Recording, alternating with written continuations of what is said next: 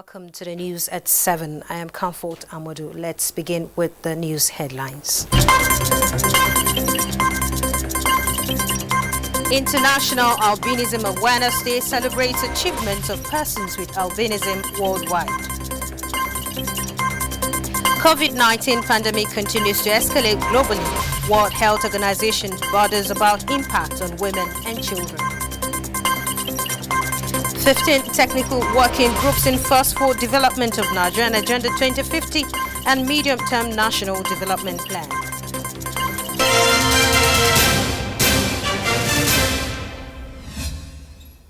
And now the news in details. The United Nations has since 2015 intensified efforts at promoting and protecting the human rights of persons with albinism.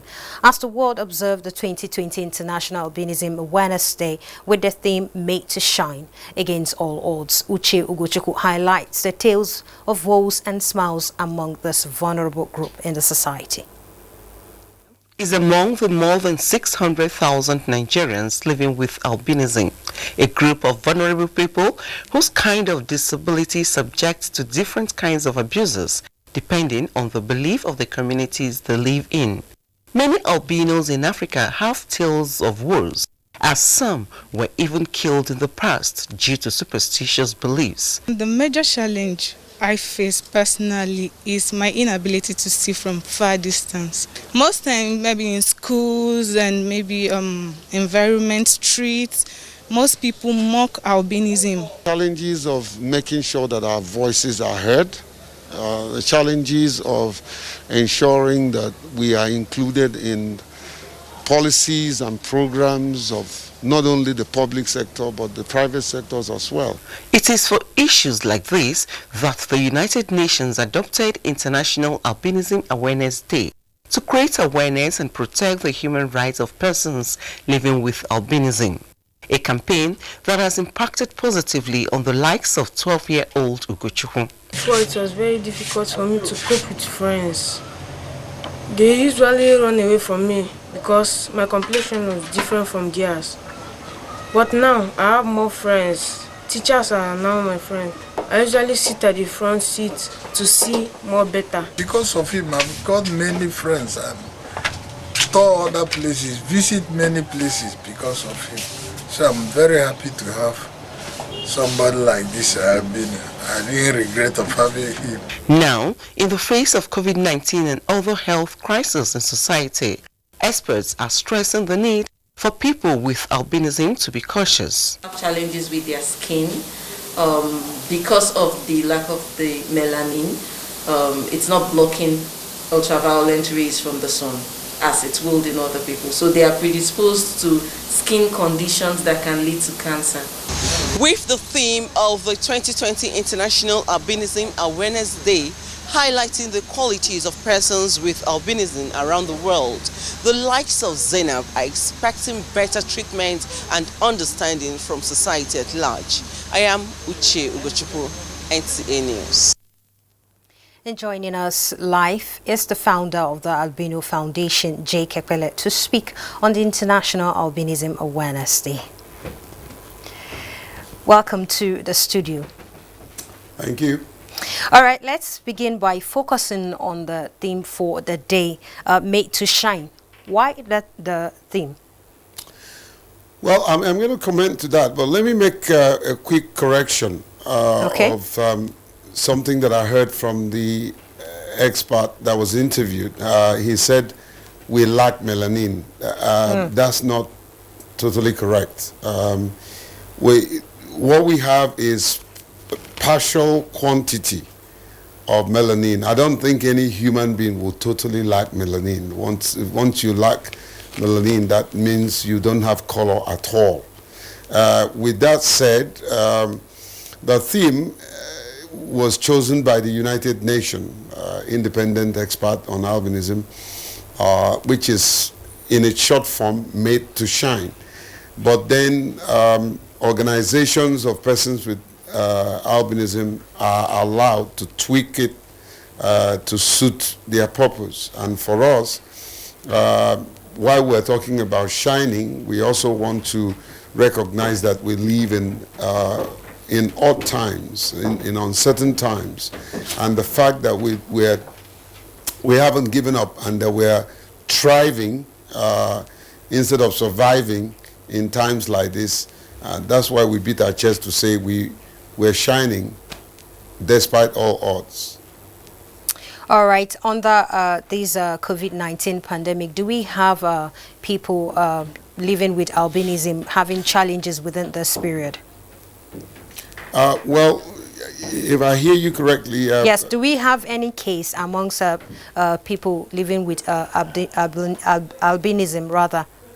Well, there's been a case in point. One person that I saw on screen, he was actually on your channel too, of a person with albinism that had the coronavirus. But okay. He survived, he bounced back, and he's still alive, I believe. But then the moment we saw the initial index, we began to campaign within the community for them to be extra careful, knowing fully well that most times because of the effect of the sun, it tends to affect, not in all cases, but in some cases it tends to affect your immunity. So we took extra precautionary measures in educating our people to obey all of the NCDC guidelines, washing of hands, ensuring that you maintain physical distancing, ensure that you maintain the highest level of hygiene. And with that, we didn't have much incidents at all within the community. Okay, let me now take you to this question. How has it been, how have you been dealing with issues of violence and discriminations with persons with albinism over the years? And has it been different in any way with COVID-19 in view? Well, there was an alarm that I raised, a sort of a red flag that I flagged at the beginning of the pandemic. I did warn for a concerted effort to be made in proper sensitization and advocacy within and without outside the community, because I foresaw a situation where people would start pinning the issue of the virus to not only to persons with albinism, but to the most vulnerable group of people.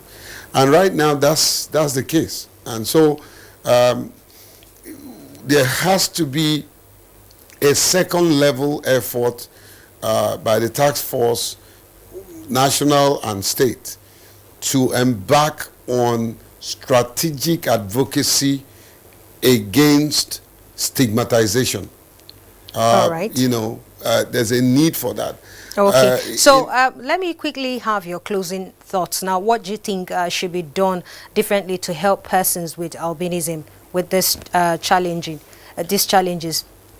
Okay, number one, today in my press statement, I did call on the federal government as an appeal to the president to reinstate the treatment of persons with albinism at the National Hospital. Number two, for free and compulsory education, sort of scholarship for persons with albinism and persons with disability. Number three, funding for persons with albinism and persons with disability to be mainstream in the national budget. And I give example, countless countries in Africa, smaller than Nigeria, that are doing the same thing. For government establishment and institution, like what the NTA has done, keep helping in the pushing for the advocacy and bringing awareness to the plight of persons with albinism and also the opportunities thereof. There are boundless, even economic opportunities with our situation. Take, for instance, where you encourage investors to come into the country and invest in production of sunscreen. that's a huge economic benefit to the country, because that same organization will pay tax, that same organization will employ people. So there's enormous benefit as much as there are challenges. All right, thank you very much for making out time to come to the studio. We appreciate you very much and we celebrate you all. Thank you for having me, and thank you to your Director General, who is a friend of the foundation. Thank you very much. And moving on, the COVID-19 pandemic continues to escalate. The World Health Organization is concerned about its impact on women and children, just as some countries around the world reinstates coronavirus lockdown measures for fear of second wave. Joyce Omitu has an update on the health crisis.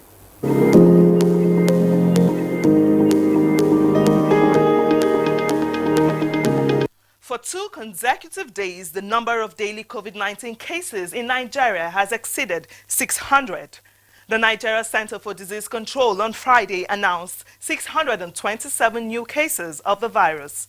The new figure brings the total number of infections in the country to 15,181, out of which 4,891 cases have recovered, while 399 persons have lost their lives. In Africa, numbers by Worldometer as at 6 p.m. reveal that the continent has 229,000 COVID-19 infections, 105,829 recoveries, and 6,119 deaths. Still in Africa, Botswana has brought back a strict coronavirus lockdown in its capital city and surrounding areas after recording 12 new cases. Similarly, parts of Beijing have been placed under lockdown again on Saturday as 6 new domestic coronavirus cases were reported, fueling fears of a resurgence in local transmission. In another development, Italy, Germany, France, and the Netherlands have signed a contract with AstraZeneca to supply European citizens with a vaccine against the coronavirus. Italy's health minister said the contract is for 400 million doses of the vaccine. In the meantime, the World Health Organization (WHO) said it is concerned about the impact of COVID-19 on women and children. Speaking at a virtual conference in Geneva, the organization's Director General, Tedros Adhanom, said the indirect effects of COVID-19 on these groups may be greater than the number of deaths from the virus itself. The WHO chief added that the organization has developed guidance for health facilities on maintaining essential services for women, newborns, children, and adolescents. Globally, figures released by Worldometer as at 6 p.m. indicate that 7,799,290 COVID-19 infections have been detected.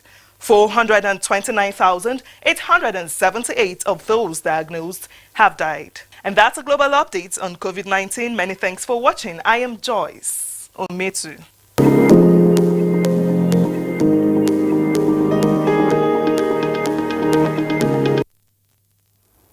Now, 269 stranded Nigerians in India landed in Nigeria, 103 in Lagos, 166 in Abuja, today, Saturday, 13th of June 2020, about 2 a.m. after a few hours of delay. All evacuees now will be on compulsory 14-day self-isolation, according to the new protocol by the Presidential Task Force on COVID-19.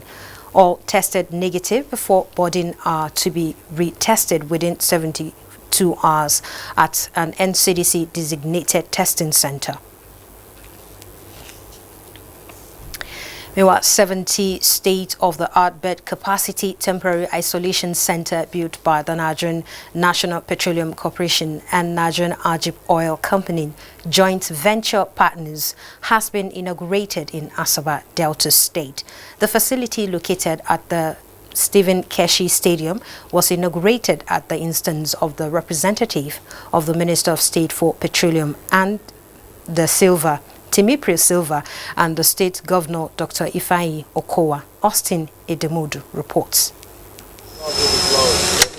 The inauguration of the temporary isolation center in Asaba marks yet another response by the Nigerian Ajib Oil Company and its joint venture partners, Nigerian National Petroleum Corporation and one do to stem the spread of coronavirus pandemic, not only in Delta State, but across the country. If the communities are not healthy, our workers are not healthy, the people in the areas that we work are not healthy, the generality of people are not healthy, the oil business cannot thrive, cannot continue. Therefore, it is in our informed self-interest that we decided to intervene in this manner. This initiative has established its footprints in 21 states across the geopolitical zones of the Federation. Each of these states has so far received consignment of medical consumables, an ambulance, and medical equipment like test kits, ventilators, and others like that. We believe that the state, being a welcoming state, will open its doors also to other neighboring states to share in the medical facility. The temporary medical infrastructure houses 70 beds space, 5 intensive care unit beds, laboratory and X-ray units. Apart from the CCTV and ICT units, the center boasts of a dedicated 300 kVA generator. The governor of Delta State, Dr. Ifeanyi Okowa, therefore acknowledged that the facility, which complements already existing ones, comes at a time the state's COVID-19 cases have hit 245, 151 active cases and 12 deaths. He said the state government will continue to sustain the enabling environment for oil companies to operate, while soliciting for the establishment of more testing centers across the country. And as we look into the future, it's important that we try to engage with the various states and possibly the Nigerian Governors Forum, so that we're able to tailor our needs to the supplies that we get from the oil industry. Between 2010 and 2018, the Nigerian Ajib Oil Company and its joint venture partners have completed 405 projects across the south of Nigeria and empowered 38,550 farmers, coupled with the establishment of 74 schools and 35 health centers. I'm Austin Edemodo, NTA News. Thank you for that report, and we go on a quick break now. More reports when we return. Don't go away. Observe the lockdown. We have practiced the measures in order to curb the spread of the virus, but we can do better. The coronavirus spread is increasing daily, and only together can we cut down the numbers and defeat the spread of the virus. Remember, COVID-19 is not a death sentence, and a recovered patient cannot spread the disease. Do not stigmatize. Do not hesitate to report any case or if you have come in contact with anybody that has been infected with COVID-19. If you have cough and fever, please stay at home and call your state hotline. Find state numbers at www.covid19.ncdc.gov.ng. Remember, it is for your own good and for the good of every Nigerian. Let us do better and defeat the virus. Together, we can do this. This message is brought to you by the Nigerian Television Authority, NTA, Africa's largest television network. Welcome back. Plateau State Governor Lalong has lifted the lockdown order imposed in the state with a call on citizens to take responsibility of staying safe by observing all COVID-19 protocols. The governor, who is the chairman of the COVID-19 task force, said this in a statewide broadcast. Priscilla Gunnan reports. Of the engagement with critical stakeholders with a view to evaluating COVID-19 protocols in the state. The governor said though the lockdown has been eased down, the curfew imposed by the federal government is still in force. While urging citizens to take charge of their safety, he reminded them to act in a manner that guarantees other people's safety, as COVID-19 is highly infectious and deadly. Churches and mosques with large spaces shall be allowed to accommodate more than 50 worshippers, under strict observance of the use of face masks, social distancing, hand washing, use of infrared thermometers, and the use of sanitizers. While detailed outlines on compliance shall be provided, let me emphasize that all public places like markets, shops, hotels, restaurants that fail to comply with the hygiene or sanitation regulations, social distances, as well as the use of face masks, shall be penalized. Governor Lalong explained that the head of civil service has been directed to work out modalities for the resumption of other category of civil servants who have been working from home, while interstate borders and all schools remain closed. In order to ensure effective and sustainable implementation of the decisions above, a monitoring committee consisting of government officials, leadership of critical stakeholders will be constituted to ensure there is compliance to the guidelines. The governor further used the forum to address the issue of palliatives, which he said has generated misinformation amongst the people. The second phase will soon commence with more vulnerable groups captured. Therefore, you should disregard the fake news on the social media claiming that few palliative items were given to entire areas with large populations. In Jos, Priscilla Grumnan, NTA News. To commemorate the 5th year anniversary of the administration of President Muhammadu Buhari, a documentary on verifiable achievements of the administration within the period will air on Nigerian Television Authority, NTA, Sunday, June 14 at 7 p.m. Our efforts at making Nigeria among the 20 largest economies in the world by successive governments, it's been consolidated upon by the present government via the replacement of existing structures with more implementable successor plans. To this end, the Minister of State for Budget and National Planning, Clem Agba, inaugurated 15 technical working groups for the development of Nigerian Agenda 2050 and the Medium-Term National Development Plan 2021 to 2025 in Abuja. Benny Adams reports. In what seems to be an all-inclusive national development plan, the federal government is involving the state and local governments in reform processes to be driven by the organized private sector. Tagged Medium-Term National Development Plan 2021 to 2025, it is an initiative designed to replace the existing Economic Recovery and Growth Plan of 2017 to 2020, and the Nigeria Agenda 2050 is to succeed the current Nigeria Vision 2020, aimed at addressing developmental challenges. We want all facets of the Nigerian economy and Nigerian people to be involved in the conceptualization of this plan. So to this end, government will only be an enabler, and the plan will be driven by the organized private sector. Mr. President has approved that Mr. Atedo Peterside will lead in this direction. This virtual meeting is to inaugurate the teams saddled with the mandate of putting together implementable successor plans. The teams are expected to review existing plans, policies, programs and projects and align them with current realities to provide accurate evidence-based information, implications and make recommendations on key areas.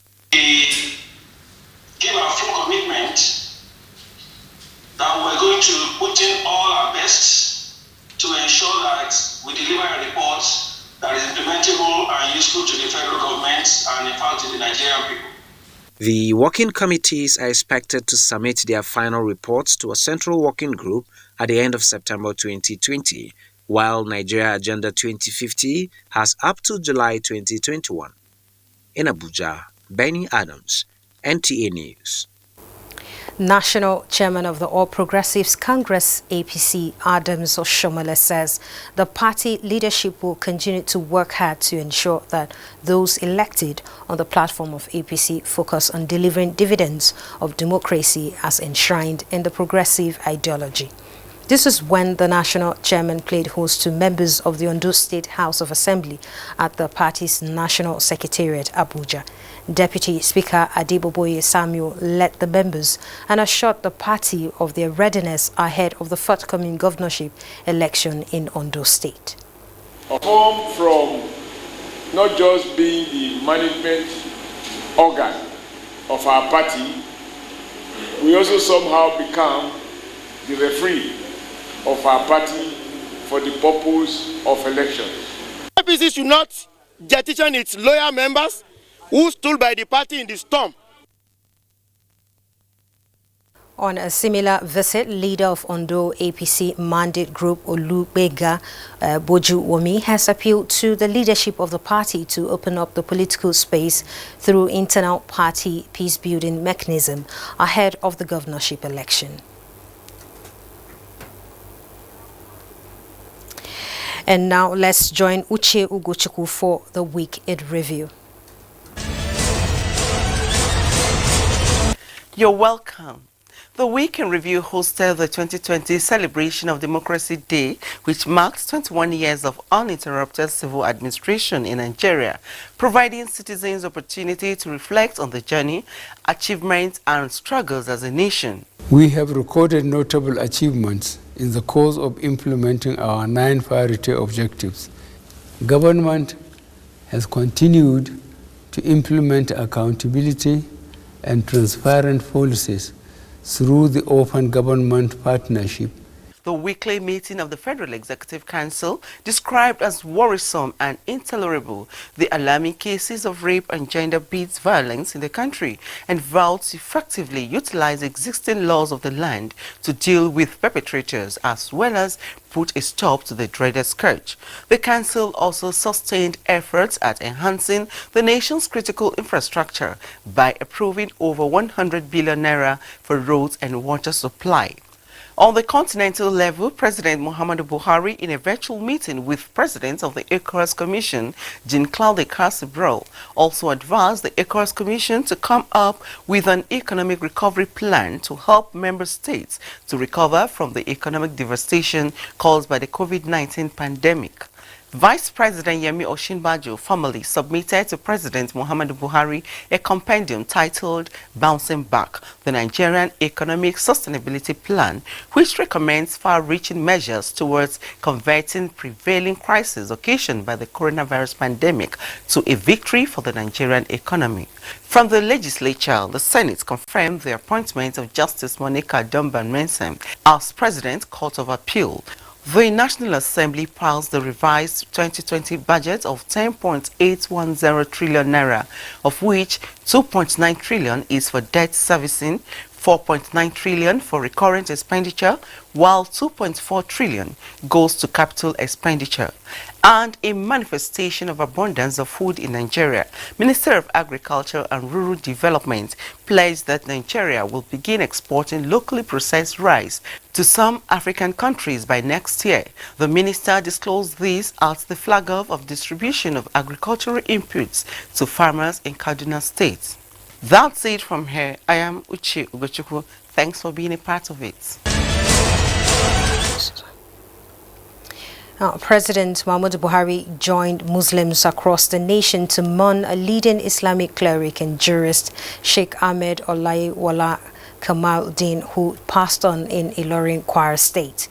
In a release signed by Senior Special Assistant to the President Media and Publicity, the President described his demise as a loss to the Emir of Ilorin, the Ilorin community, Kwara State, Nigeria, and the entire Muslim community. The President prayed to Allah to forgive his shortcomings, accept his return and repose his soul in Jahanatul Firdaus. He was, until his death, the Khalifa al-Dabi of Ansarul Islam Society of Nigeria.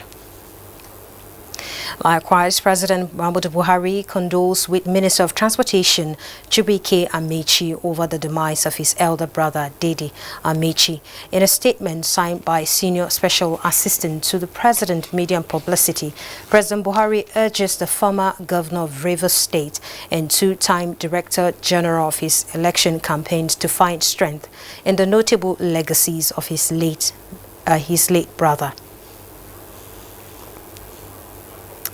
And that concludes the news. Many thanks for watching. I am Comfort Amodu.